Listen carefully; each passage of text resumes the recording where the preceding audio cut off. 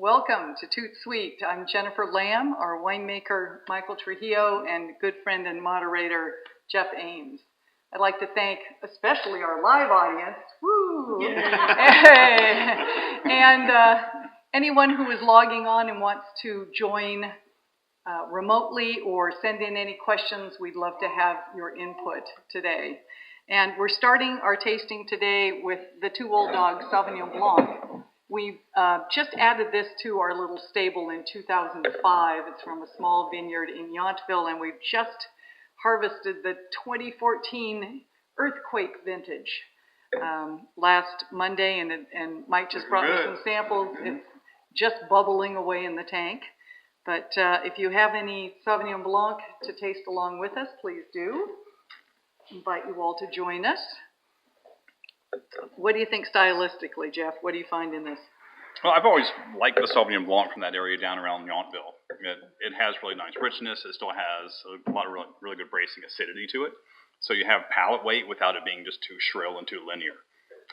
But why did you add Sauvignon Blanc? Because all we were making and growing is Cabernet Sauvignon.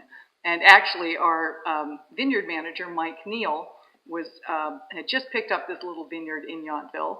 And he was sitting on the deck talking with Herb and said, oh, by the way, I've got Sauvignon Blanc for sale this year. This was 2005, I think early summer. And you guys know everybody, so if you know anyone that wants to purchase some Sauvignon Blanc grapes, let us know. And we thought about it for a couple hours and decided, yeah, let's get our feet wet. And started with a couple hundred cases, and now we're up to 500. So I love the way that Mike handles this with 2 different tanks and 2 different yeasts, and we use 3 different clones and Sauvignon Muscat.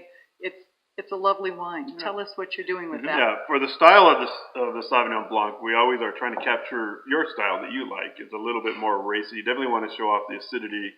Definitely want to show off what California is all about with the sunshine. So, you know, we're not making that Sauvignon Blanc that's sort of that Chardonnay-like, that over the top. It's steel fermented, like you say, in 2 different tanks. We've narrowed it down to 2 different yeasts. They both have 2 different attributes, BL1 and Prix de Mousse.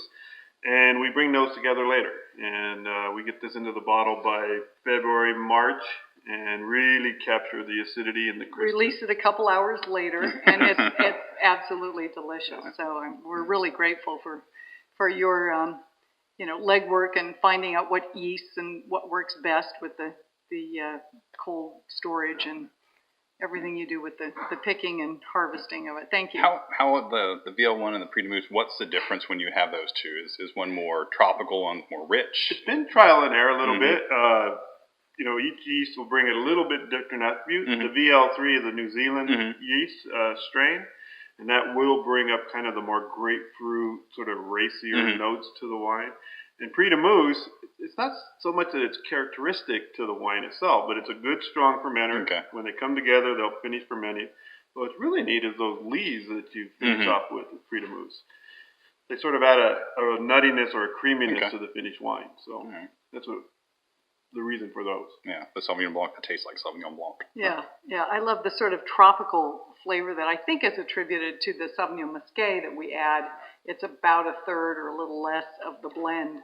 And it's that white peach or guava or pink grapefruit character. It's really lovely. So it's definitely what we call a California style wine, and we drink it all day. But to your yeast discussion, it's great fun because I just had a couple of samples from the barrels dropped off in our mailbox, we're way out in the middle of nowhere, and we don't have a mailbox there that we get mail in. We get bombs and garbage and old beer cans and things dumped in our mailbox. But Herb and I reached in there last night, and he said, "What is this?"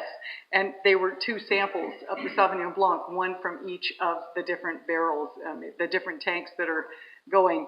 I will tell you that Prix de Mousse blew up a lot more quickly than the BL3 did when I opened the top. So it was all over everything. Yeah, we'd waited a little long for that. Yeah, sorry about those beer cans. Yeah, but I know it's your fault. Anywho, okay, so we'll move on to some red wine after I finish this. Basically, tell you what, if you'll pour that, I'll give a little history. Herb and I found this property. It's a 7-acre vineyard in the eastern hills of St. Helena. We're in one of the foothills of Howell Mountain, and we face Howell Mountain. So we're the backside of Meadowood, eastern St. Helena, if you know where that is. And basically, I know it may not compute very well, but we're from 600 to 800 feet, and we're on a very steep hill. Our home is at the top. We have 3 distinct regions that we have planted on that hillside. We found it in 1987, cleared it in 88, and planted it then. And our first crop, 91, we started selling. 92, we sold to Mike for his own brand, Carl Lawrence. He was one of the first people to discover it. And then Ann Colgan, when she was starting out with her husband, Fred Schrader, and winemaker Helen Turley, with their own brand. So Herb and I worked in different industries. He had an ag chemical company. I worked for small wineries doing PR and marketing. And we were just very happy. Oh, that's baby Kaylee, if you hear her in the background. Come on in. We were very happy to be able to sell the fruit. We decided when we first planted to do AXR rootstock and Clone 7. Clone 7 is the workhorse. It has a lot of fruit forward. It gives us a lot of typical Cabernet fruit. It's what the BV and Heights and everybody else was, and has since been used extensively. But we just love that clone, and it worked very well on our soil. The problem was there were areas of the vineyard that, because we're surrounded by trees, didn't have as much sun exposure. So we decided to have Mike make what we call the almost Howell Mountain wine for our own personal consumption. I'm sure there are still people across the globe that have a label with a rubber band around it.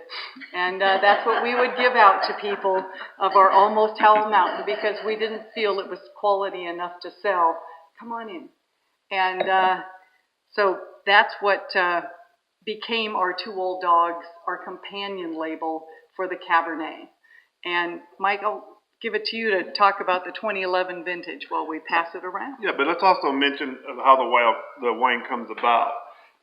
It's a little 4.5 acre vineyard surrounded by trees, and we kind of make this for 2 reasons. One is that it kind of gets the outskirts of the vineyard, the ones that get a little more competition from shade, so on and so forth. Still fantastic grapes, but because they're in the shade, they tend to hold their acidity a little bit more. They have a different ripeness character than, say, the heart of the vineyard where the HL comes from.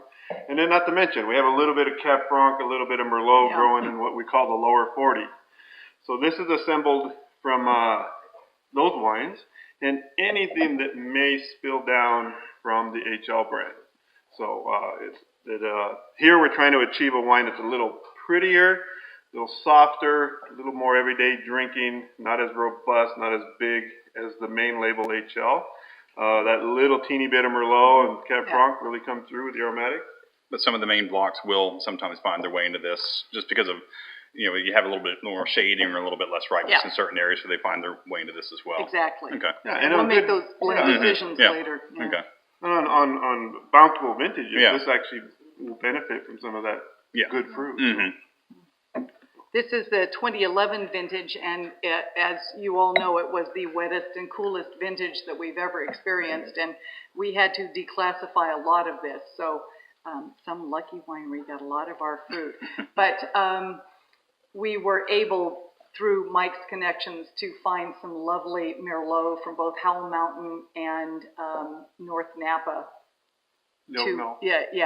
To blend in, and I think that 12-13% that's in here really made all the difference in the world. Like, it's a lovely food wine. It's nice and spicy, and just a really soft, easy drinking wine. So that's our 2 Old Dogs Cabernet. Question? Yes. Here's mine. Thank you. Actually, one of the things we were curious about is when you do a meritage and you're mixing different varietals, how do you choose the ratio? Ha! There's my Chef Boyardee. Thank you. It's a lot of trial and error. It takes, you're assembling these wines for 2 years. You're tasting the barrels throughout the whole time. And just in your mind and through your notes, you kind of know, you kind of mold in the clay. It takes a couple of years to mold these together, and just extensive notes and lots of good memory and lots of good little tags on the barrel, so you know it's, you know, luxury lot versus secondary lot. I love the way that Mike will line everything up on the lab table at the winery, and everything is different pipettes filled with different percentages of different wines, and we all go through them and we go, yeah, maybe, sort of, yeah, no, it's missing the varietal character. It's missing what I'm looking for in the Two Old Dogs. And then you get to go, wow, that one's great. And he says, yeah, I knew you'd like that. You know, it's just wonderful because it's a constant flavor that we expect to get, that we expect to be able to give to our clients, depending on what Mother Nature gave us. And he's just a pro at blending those different elements. And although this is the first year we've really added all of that Merlot to a wine, primarily they've only been estate bottled. But thanks for the question. For something like this also, would you adjust the oak regime, like the amount of time that you spend in oak, the coopers, the amount of new oak and so on? Absolutely, but that's more of a feel for the vintage. You know, a big, robust vintage, a very warm vintage, you can lather on the oak pretty good, as you know. Yeah. But in a lighter vintage or a cooler vintage, especially like 11 was, is you got to really back off of the oak. You got to let the grape express itself. Yeah. So what I really love about working with Jennifer is very much a believer to express what Mother Nature gives you that year and what the vineyard gives you. She doesn't push or heavy hand me for heavy oak and heavy extraction. It's about expressing the personality of the vineyard. Yeah, the epitome of that, I think it was wonderful. It was the first year we were working together. We decided in 1997 to sort of stick our toes in the water and try to pick what we thought were the best lots around Ann Colgan's 13 rows in the middle. And we went to Mike because we loved what he was doing with his Carl Lawrence and certainly what he's doing with his Trujillo wine now. And said, Mike, if you were to make a signature wine for us, what would you do? So we tasted through all of his barrels in the winery of wines he was already producing under his label. And Herb liked this style of the Two Old Dogs a little bit more than I did, and I liked a little heartier style. So we chose the more extracted one for the HL. Fantastic vintage. We made 50 cases. Yay. It was wonderful. The next year, 1998, it was certainly not as spectacular a growing season as the 1997. And Mike came to us about a year later and said, I need to talk to you about this wine. I think we should declassify it. I said, oh my God, what have you done in the winery? because I've heard all of these horror stories, you know. Yeah, well, not the winemaker necessarily. It could be the assistant winemaker or some peon or somebody that added something that they shouldn't have, racked something else into our tank. It happens all the time. Well, it used to. But Mike said, no, it's fine. Here, let's taste it. You know, there's really nothing wrong. It's just never going to be the wine that the 97 was. And I said, please, Mike, all we want to do is provide the best possible wine we can that reflects what Mother Nature gave us that vintage. And he said, oh my God, in that case, it's delicious. I said, yeah, all right. So we've gone with that theory ever since, and it's been fun. And it has been fun. Yeah. Very fun. Yeah. Well, the 98s have kind of proven to be oh my gosh. better wines, I think, in the long run than people expected them to be. I mean, they're showing really, really well, actually, right now. All right. As long as wine has structure and balance, it may take a little longer to come around. It may take a little longer to shed some of the youthfulness of it, but it will come around. It takes time, yeah. There was another question from John and Stacy. They stopped by and saw you not long ago at the tasting room. Just loved everything. And they just saw this picture that you show on the vineyard with a lot of trees. Yes. And they're talking about shade. And what kind of canopy management do you have to do to have all your fruit coming up and ripe? Thank you. And by the way, the 2011 Two Old Dogs were great. Well, of course they were. Thank you very much. For canopy management, what we tend to do, because we are a northeast facing hillside vineyard. It's a very interesting climatic area in that we get the morning sun that comes through and then it sets behind us. So we don't get a lot of extended daylight hours at the end of the day. Unfortunately, some of the rows are exposed to the sun. And so what we try to do is to do a little bit of a comb over, and we pull some of the canes from the back of the vine over the fruit that is more exposed. But this year, the last 3 years, we haven't needed to do that. It's just a phenomenal growing season, and we're really looking forward to all of the fruit this year. But we do some thinning, we do take leaves away from the fruit source there, but we're always a little leery of taking too much, because the minute we start doing that, we're going to get 106 degrees for 5 days, and we know everything's going to get burned. So we do try to let the filtered sunlight come through to the grapes, but not much more to let everything open up. It's like washing your car the second you know it's going to rain. Oh, yeah, exactly. The second you leave, pull everything, you're going to get blasted. And the new plantings, with the healthier canopy and everything, it's a lot better today with the new plants. We did plant originally on AXR in 1988 and still cloned 7, but saw for the next 5 or 6 years how vines were dying off. And we kept replanting them, but sporadically throughout the vineyard, we just saw all these misses that we were replanting. So you had 5-year-old and 2-year-old and 1-year-old vines. And we decided by 2002 that it was time just to pull out separate blocks and replant the whole vineyard. So we replanted on St. George rootstock, still with clone 7. And that happened in a series of 3 different years. And finally, by 2006, it was all replanted, and we have a wonderful new vineyard crop now. So we're really happy with the growth that we've had the last few years. But that's one of the neat things about the Herb Lamb vineyards, that you didn't choose, like when you replanted, you didn't choose the shiny new clones, the shiny new rootstocks. You basically went as old school California as you could possibly go. St. George and clone 7. Oh yeah. And that is classic Napa. It works for us. Yeah. All right.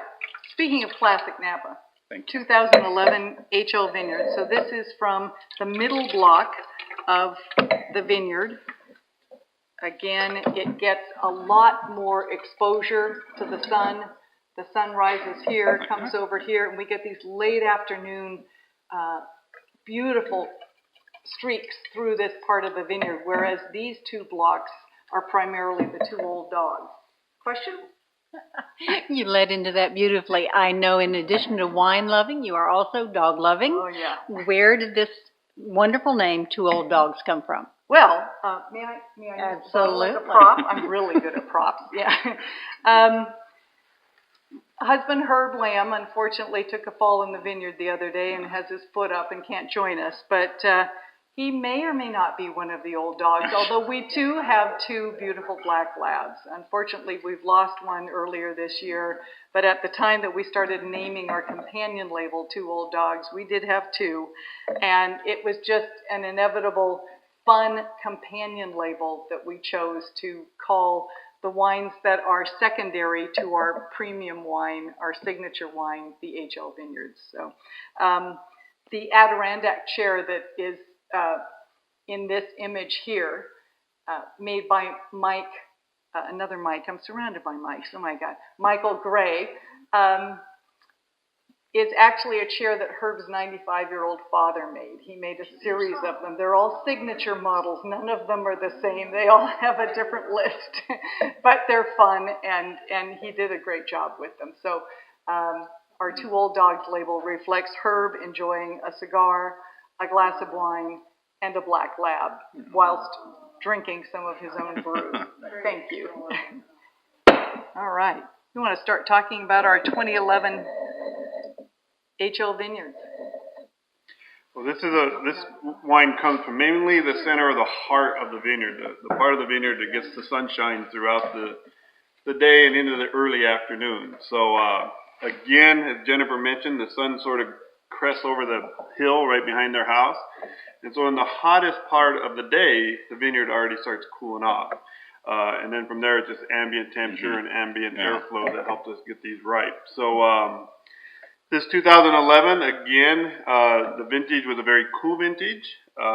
This is a vintage that's going to express a little bit more of the spicy, almost peppery, licoricey kind of notes. It's not going to be that big, bold.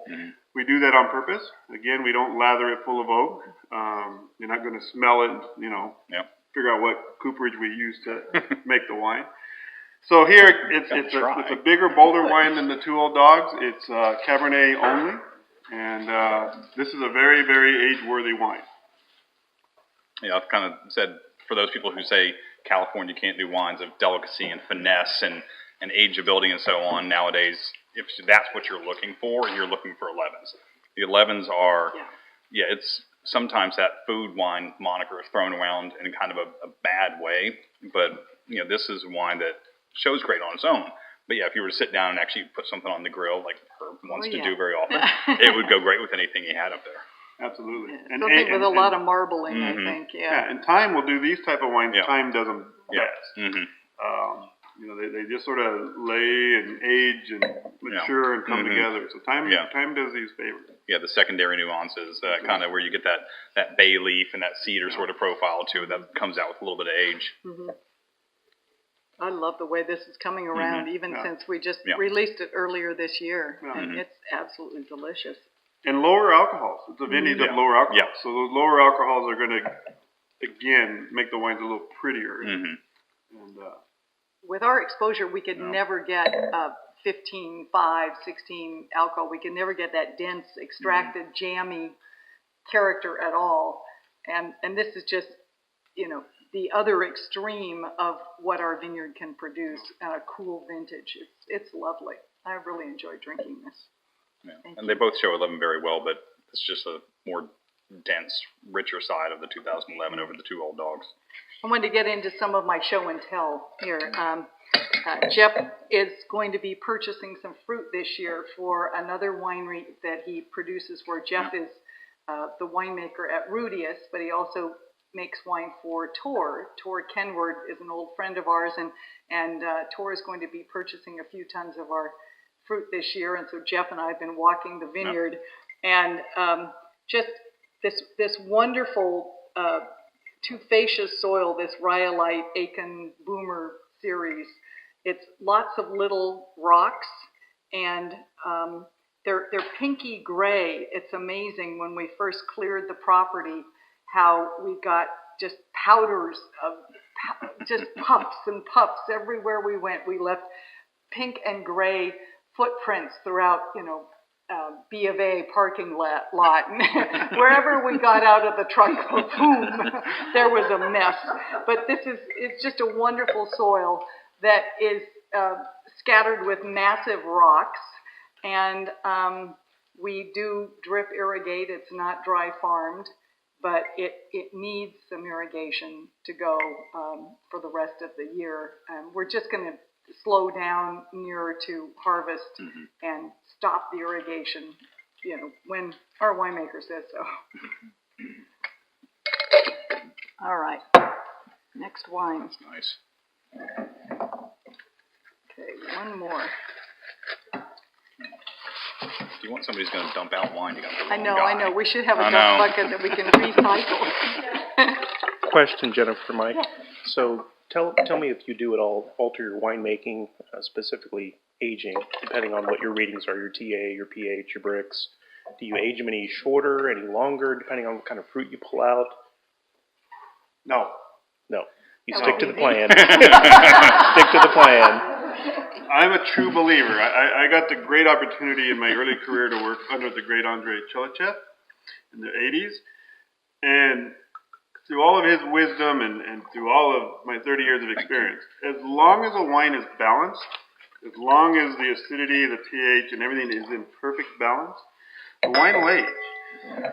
Whether it's a vintage like 97 or 08 that's very opulent, high pH and low acidity, as long as you structure the wine with balance, and that's kind of hard to explain. I mean, I kind of use this sort of curve concept when I make wine. It'll age. And I love going back to the wines that I've made 10, 12, 15 years ago and open them up side by side next to the hot shots of their day. And my wines are still alive and they're still vibrant. And that's what's neat about like a vintage like 11. Just don't smother it. Just be delicate with it. So, no, I don't think ageability is so much vintage related. Thank you. Comment? What do you think about some of your... I tend to agree. I go back to, I really moved to this valley in 99, after coming down from Oregon in 98. And so the first real vintages that I got to work a lot with were 2001, 2002. And yeah, I've gone back. I don't have any more of the 01s or 02s. I just tend to drink stuff kind of fast. Yeah. But yeah, I can still go back and try some of those wines from time to time from friend sellers. And yeah, those wines were made in a different way than we're making the wines now. They were picked a little bit lower sugars and so on, and they've aged beautifully. But I think that the ones we're doing now are going to age just as well. They're a little bit bigger and a little bit richer. We've also learned how to manage that, as opposed to in the previous years, it would have kind of overwhelmed the wines. Now I taste them like, no, they're going to be a little bit more approachable young, but I still think they've got this great long aging curve to them. Okay. Good. Yeah, balance is the key. Speaking of aging, on our website, Mike and I and Herb and several of our winemaking friends have done a couple different vertical tastings. So if you're interested at all, go to herblambvineyards.com and you can check out the most recent one we did was a Two Old Dogs vertical of 7 different vintages. And then we did one earlier of the HL vineyards. And those were our thoughts at the time through the community of having a wonderful big meal and eating and drinking and laughing and telling jokes. And I was trying to madly get notes on everything that people were saying at the time. But there are tasting notes online if you'd like. So I decided to bring an older vintage, not very old, but one that was poo-pooed by the press. And in terms of the press, we don't really make enough. We started with 50 cases. We doubled production 6 years later. Ooh. And now we're up to 300 cases of wine. So there's really not that much to put out for the press. I would hate to get 98 points. I would hate to get 88 points. We're not in this business to see what somebody else thinks of our wine. We're in this business to make the best possible wine we can from our vineyard every year, with the only difference being what Mother Nature gave us and Mike's temperament. So, so what I've chosen is the 88 Cabernet, which we will be re-releasing this year for people who are new to our list and were not able to purchase any at the time. But if you enjoy this, it's a lovely wine. And I just thought it would be fun to bring out something that I can remember the press saying, keep buying your, it's 98. I was going to say. 98. Hello, 2008. Hello. Are we at 28? Yeah. It's got an 8. Anyway, it's got an 8. People were saying buy the 2007 or wait for the 2009. Don't buy the 2008.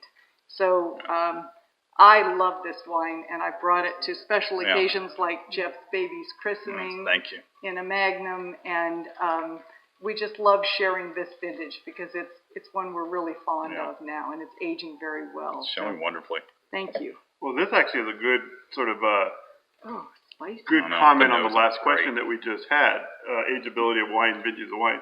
I was looking back at the notes that you handed me last night to review the 08 notes. And as a winemaker, I actually saw this vintage as being an over-the-top, opulent, sort of clunky vintage. The pHs were very high and the acidities were very low. And I kind of expected it to be kind of a lazy vintage.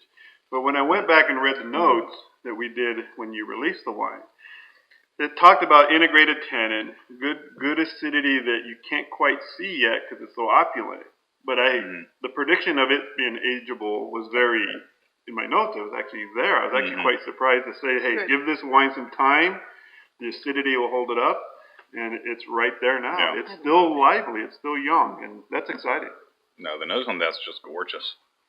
There's lots of cloves and cinnamon and allspice. But you wouldn't, that's like a really young, fresh. Still fresh. very fresh.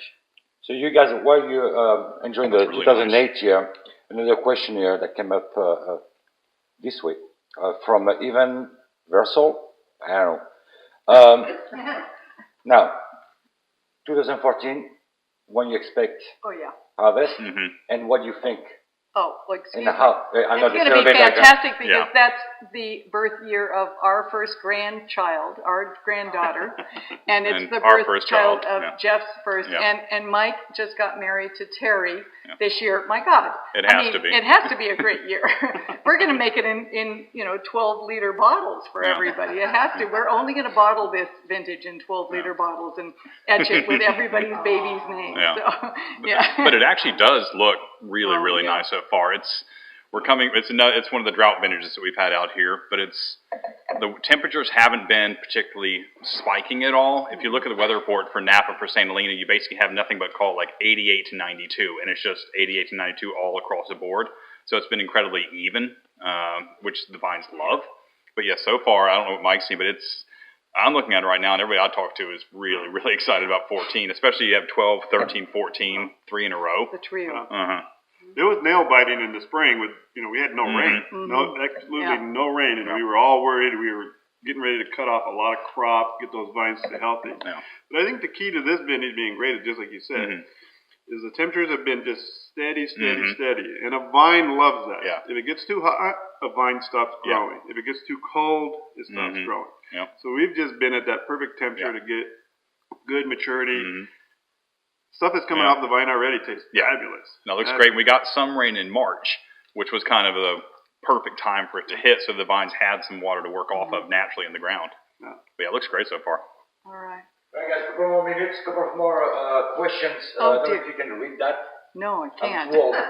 Hello. But Jeff, you young. Which one? That's in English. I can read. Is it in English? Jennifer, are you and Herb going to label the 2014 Sauvignon Blanc Earthquake Sauvignon Blanc? No, we're not. We did pick our Sauvignon Blanc the day after the earthquake, but that was already scheduled.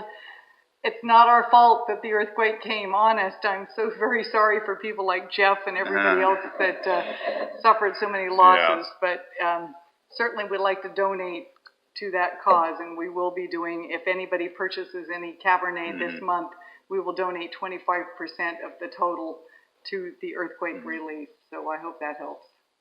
Yeah, we fared good. Luckily, we fared good with all of our production. Oh, that was amazing. Yeah. Knock on wood. And one side note, Mike and I have opened up a tasting room in St. Helena. Oh, yes. So if anybody is interested in a private tasting with us individually, we have a facility now where we can do it and share each other's wines and share our love. Okay, one more question. What's it say? Oh, there you go. Mike, do you still It's work you. at Carl Lawrence? What other wineries do you work for? There we go. That's a good one. Yeah. Come on, plug it. No, Carl Lawrence unfortunately has the partnership has gone its separate ways. So I'm no longer involved with Carl Lawrence, and I ventured off on my own with my own label called Trujillo. Which so is that's the new. delicious and still has some HERB LAMB Vineyards fruit in it. Absolutely. So that's the new. And a handful of other projects. But been working with Jennifer since 1990. And we are very fortunate to have him and his passion and his expertise. Yeah. It's delicious. Yeah. I love what he does with our wine. This is drinking good. It They're is. not bad. Yeah. Cheers. Cheers, you guys. Thanks, guys.